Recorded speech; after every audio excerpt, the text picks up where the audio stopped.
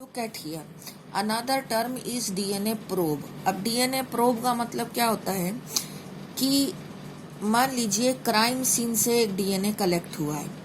अब crime scene से जो DNA कलेक्ट हुआ है, उस जो सेल कलेक्ट हुआ था, मान लीजिए ब्लड सेल था या स्पर्म सेल था या हेयर था, उसमें से भी DNA निकाल सकते हैं। उस DNA को आइसोलेट कर लिया, आइसोलेट करके उसका फ्रेगमेंटेशन कर दिया बायोटेक्नोलॉजी की हेल्प से, एंजाइम्स की हेल्प से, और उसको सिंगल हेलिक्स बना दिया। मतलब जो डीएनए के दो हेलिक्स थे, उन दोनों हेलिक्स को सेपरेट करके सिंगल हेलिक्स में कन्वर्ट कर दिया। अब हम क्या करेंगे, ये रेपिटेटिव सीक्वेंस, सिर्फ रेपिटेटिव सीक्वेंस वाले डीएनए को ही, जहां पर जो सैटेलाइट डीएनए था उसी का हमने फ्रेगमेंटेशन किया है। अब प्रोब, एक प्रोब होगा और एक, मान लीजिए ये सस्पेक्ट है, इस सस्पेक्ट के डीएनए का हमने फ्रेगमेंटेशन कर दिया, किसका, सैटेलाइट डीएनए का। अब ये प्रोब हम किसका बनाएंगे, जो क्राइम सीन से डीएनए कलेक्ट हुआ है, उसको भी हमने सिंगल हेलिक्स में कन्वर्ट कर दिया, उसके सैटेलाइट डीएनए को। अब ये जो सैटेलाइट डीएनए है वो इसका कॉम्प्लीमेंट्री अगर होगा तो वो इसके साथ हाइब्रिडाइज्ड कर जाएगा। अब इस प्रोब को हमने इस जो सस्पेक्ट के डीएनए है इसके साथ में इसको हाइब्रिडाइज्ड करने के लिए अलाउ कर दिया, इसको यहाँ पर डाला।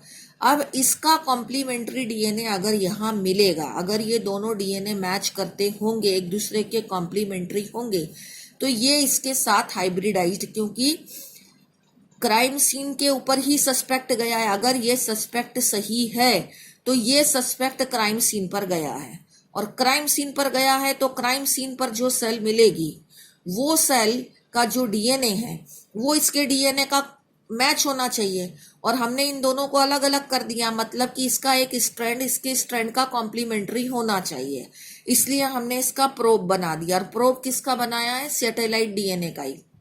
तो ये प्रोब हमने इसमें हाइब्रिडाइज्ड करने के लिए अलाउ कर दिया और इसमें रेडियो एक्टिविटी डाल दी।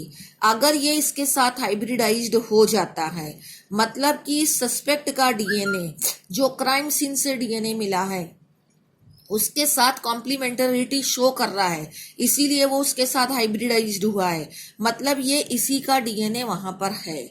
और ये हाइब्रिडाइज्ड जो हुआ है इसमें रेडियो एक्टिविटी है, इस कारण से एक्सरे फिल्म में दिखाई दे जाएगा।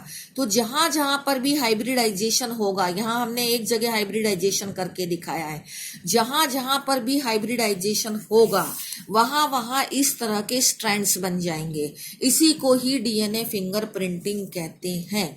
तो ये तो प्रोब का इंपॉर्टेंस है जो मैंने यहाँ पर लिखा हुआ है। अब VNTR एक वर्ड होता है, वेरिएबल नंबर टैंडम रिपीट्स।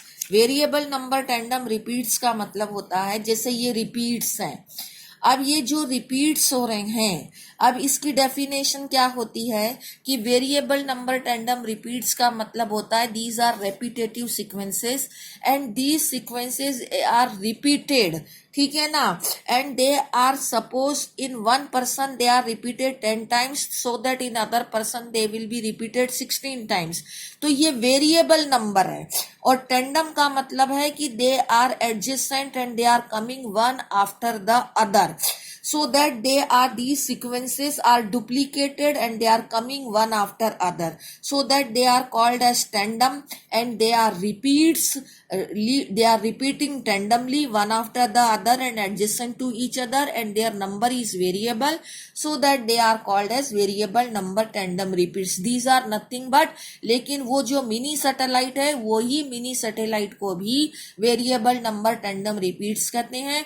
और ये VNTR ही जो ये प्रोब बनाने के लिए यूज होता है, तो ये VNTR ही प्रोब बनाने के लिए यूज होता है।